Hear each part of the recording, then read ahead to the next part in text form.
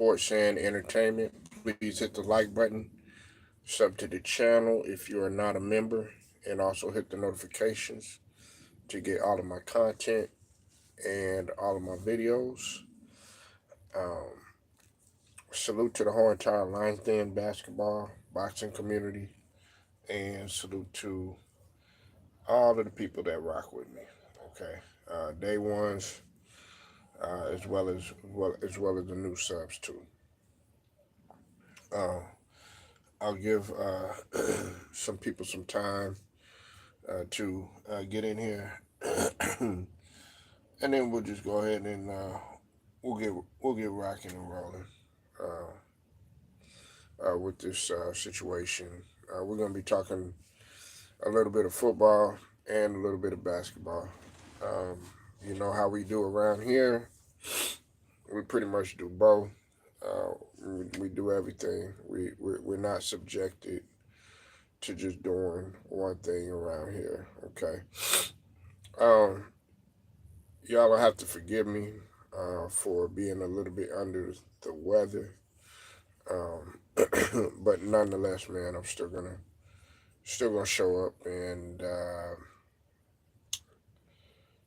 do this for y'all. Okay. But I'll give it about another 40, 45 seconds, and we'll be able to talk about this situation though. I hope everybody feeling all right. It's still cold out here. Like I said, I'm fighting the weather myself. Not really feeling that good, man. But still got to do what I got to do, man. So we'll be talking about this in just a minute. Hopefully they send out notifications. Mm.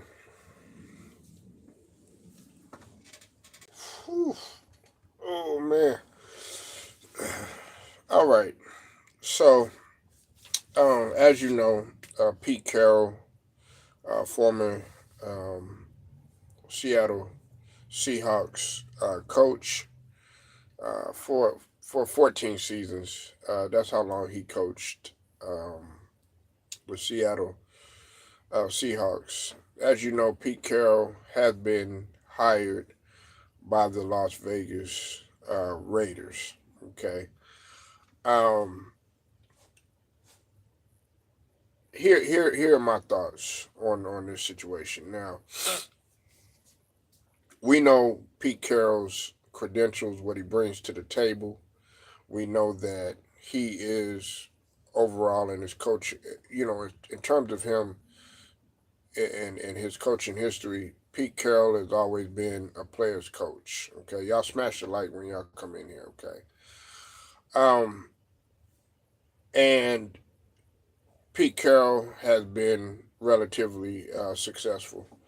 Uh, we know that there's some questionable things. I was just talking about Pete Carroll the other day too. There's some questionable things that Pete Carroll did. Um, whether it was his coaching decisions or you know that play that happened. Of course, not giving the choosing to throw the ball as opposed to run. I'm still disappointed in Pete Carroll to this day. A lot of people are. Um, but I think that the Las Vegas Raiders wanted to go in this direction simply because of his credentials. Um, Me, myself personally, I wanted them to stick with Antonio Pierce. Okay. I felt like Antonio Pierce got sort of a raw deal simply because we often talk about all of these different front offices. And let's just call it what it is. Even before Al Davis had lost his life and had passed away, before the great Al Davis had passed away, the front office was going in a terrible direction, anyways. Um, the Raiders, um, They haven't been successful. So you can't expect Pete Carroll at 73 years old to just turn this thing around right away, and then they're going to be fighting for a positioning in terms of making them a Super Bowl contender. Now, I did look back over Pete Carroll's coaching career, and I focused on the 2013 and beyond. Okay, because 2013 is when they won the championship. Okay, now in 2013 he was 13-3. In 14 he was 12-4. In 15 he was 10-6. In 16 he was 10-5-1. He had that's the tie game that they had. Okay. In 17 he was 9-7. In 18 he was 10-6, and in 19 he was 11-5, and in 2020 he was 12-4. Okay, so for the most part, between 2013 and 2020, Pete Carroll was good as a coach, and was relatively successful, like I said. But after 2020, there was a decline. Now we can we could take a lot of things into consideration. One was the decline in the injuries that happened um, to Russell Wilson. Okay, and then also the injuries that had happened to a lot of different culture change that had happened, and then also a lot of them pretty much the personnel was different from what they had several years prior. They just were not the same team that they were in 2013. So after 2020, they in 2021 they were 7-10. Then in 22 they were 9-8, and then in 23 they were 9-8. I'm talking about the Seattle Seahawks. Here's my thing about that. Right, I said this, and I said this on numerous occasions. The game has caught up to Pete Carroll. Okay, if Bill Belichick can't sustain the level of him being that successful coach that he once was, what makes you think that Pete Carroll is? Because, like I said, man, he wasn't successful his last couple of years. Yes, I know he had Geno Smith. You know what I'm saying? Like Geno Smith is, he's okay as a quarterback, but he's not what Russell Wilson was in his prime. Okay, um, but I think that Antonio Pierce had got a raw deal with the Las Vegas Raiders. You know what I'm saying? I felt like Pete Carroll, you know, he he should have just went ahead and just hung him up. And because this situation right here is actually not going to be a good situation like people think. Because for one, you're walking into a situation where you're going to have to get familiar with, um, the culture. You're going to have to you're going to have to learn your personnel, that sort of thing. Um, you might have to make some changes and whatnot, sort of like the change that he made to take a chance on Russell Wilson, things of that nature. And that's going to take time. That's not going to happen overnight. Now, I could be wrong. Maybe he could come in and do something like a Dan Quinn is doing with the Washington Commanders. Maybe he could, because I often use that as an example. But I could see this thing happening where if they're successful, it'll probably take a good maybe 4 to 5 years for the Raiders, because you're talking about a culture that over the last several seasons has had a losing mentality. You know, you said, "Hey, what's up, Lemon Pepper Lou? I see you in the building, bro. How you feeling, man? Make sure y'all go sub to Lemon Pepper Louisville. Glad you're in here. You said the owner is going to be look over his shoulder. He's going to be looking over his shoulder. Absolutely, absolutely. I agree with that 100%. But like I said, Lou, I don't feel like this was a good hire. Matter of fact, I felt like Antonio Pierce should have gotten. He should have took another stab at it. They should have gave him another chance. But from what I'm hearing about Antonio Pierce, he had lost the locker room. Um, he apparently, I don't know how true this is, Lou. Apparently, he had got into it with a couple of the players or whatnot. You know what I'm saying? Because Antonio Pierce was a player himself. But I felt like Antonio Pierce got a raw deal, man. You didn't give him enough time. You didn't give Gerard Mayo enough time, and you didn't give Antonio Pierce enough time. These are guys that they have to prove themselves. They have to go through the through the hardships. You know what I'm saying? You got to go through the growing pains in order for you to be successful, and for you to just cut him off that first season. To me, that's kind of messed up. And I think that the same thing will possibly happen to Aaron Glenn over there with the Jets. I think I just have I have my suspicion that might take place with Aaron. You said it seemed like every Raiders head coach lose the locker room. Exactly. And what is that indicative of, Lou? That tells you something right away that is the front office.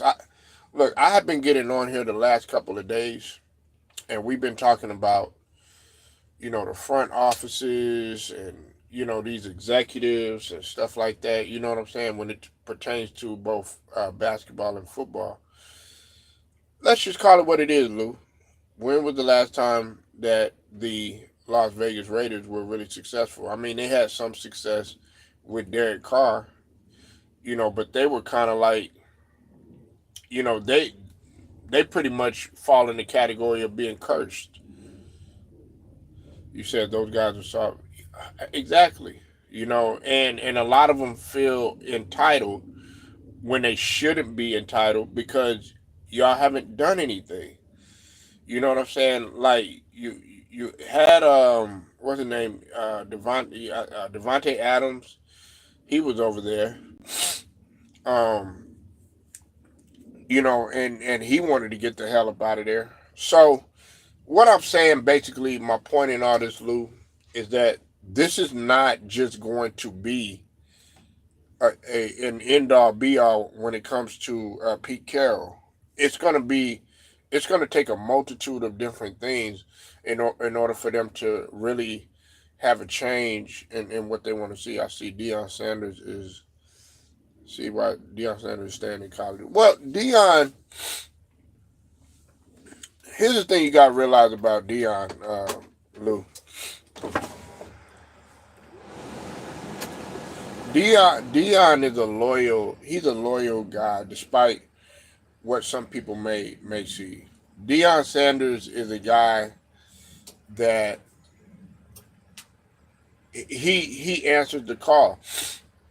He really didn't want to leave Jackson State, but you got to understand how much money he was putting into Jackson State, and Jackson State didn't really want to.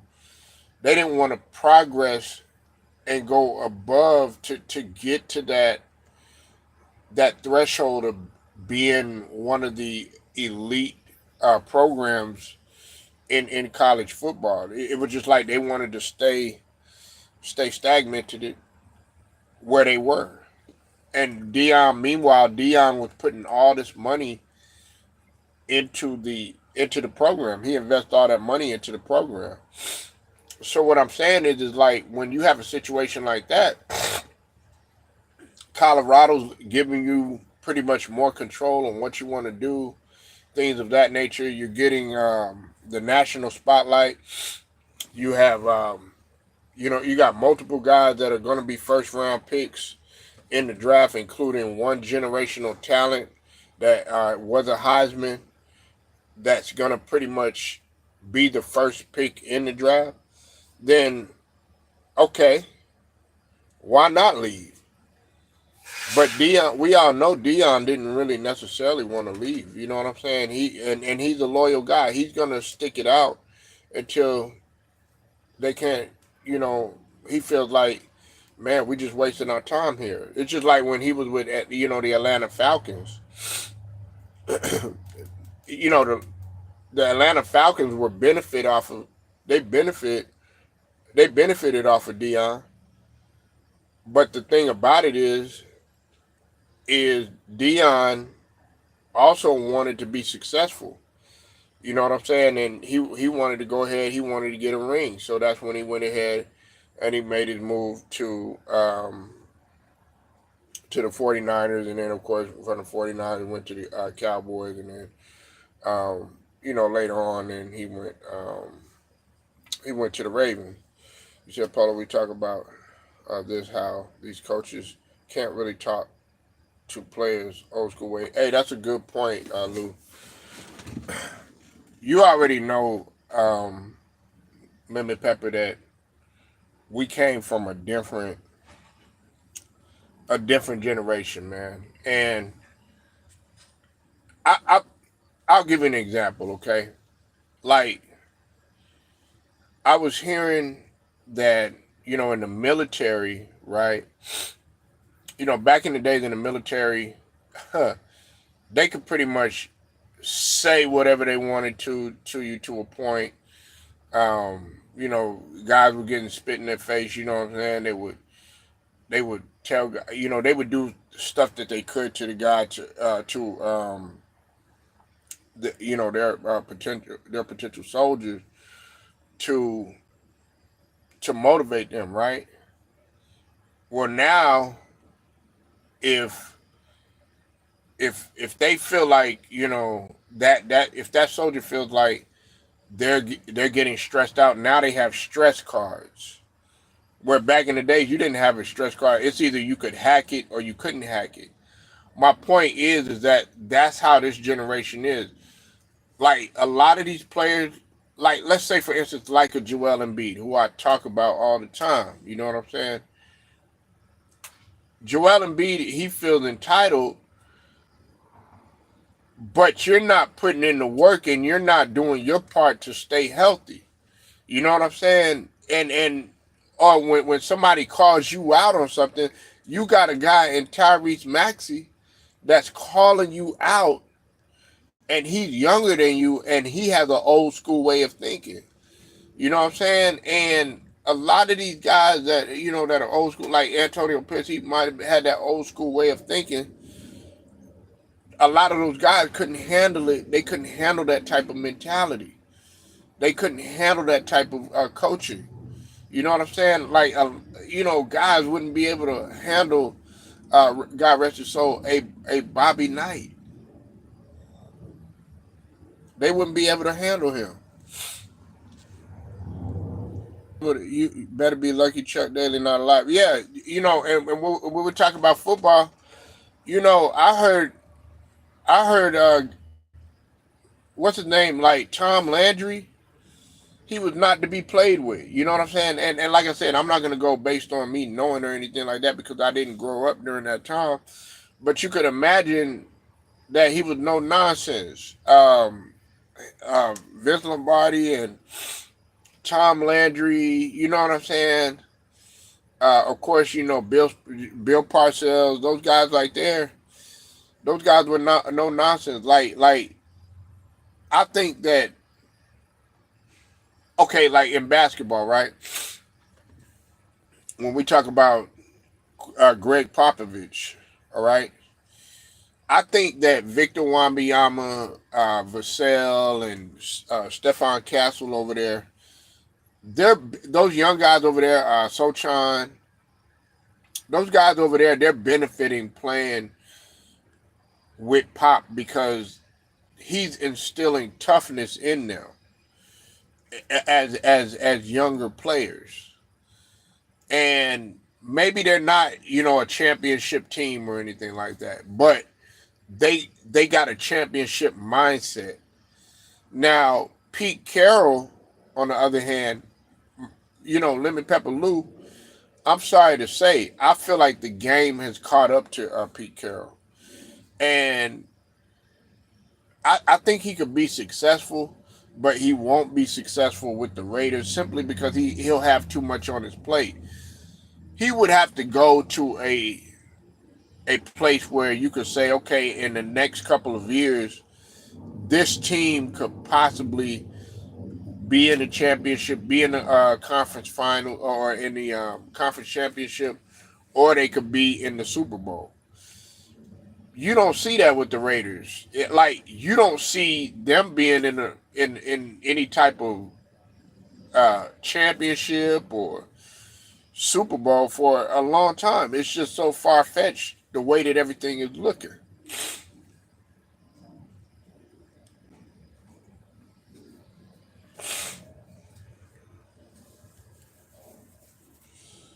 So, I mean, nevertheless, man, shout out to Pete Carroll. Um, his credentials had got him to the job. I mean, the man's records do speak for himself now. He's made some terrible, coaching decisions, you know what I'm saying, over time and stuff. The last couple of seasons, um, I'm not gonna place the blame fully on Pete Carroll. He did go 7-10, 9-8, 9-8.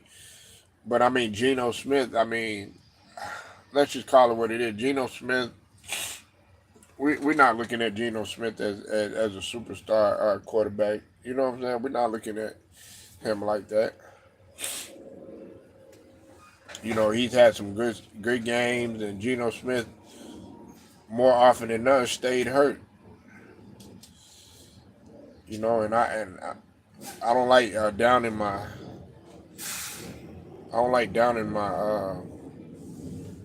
brothers, but it's the truth. Yeah, most likely, yeah, absolutely. So that might benefit him. But I was going to talk about another situation. I'm going to have to go ahead and end this live a little bit early, man. Be sure to go sub to the homie, Lemon Pepper Louisville. Uh, he talks about a wide variety of topics over there. Man does know football too. One of the LDBC brothers. Again, make sure y'all like the video, share, subscribe, hit the notifications too. Straight to the point, sports and entertainment. I'll get at y'all later.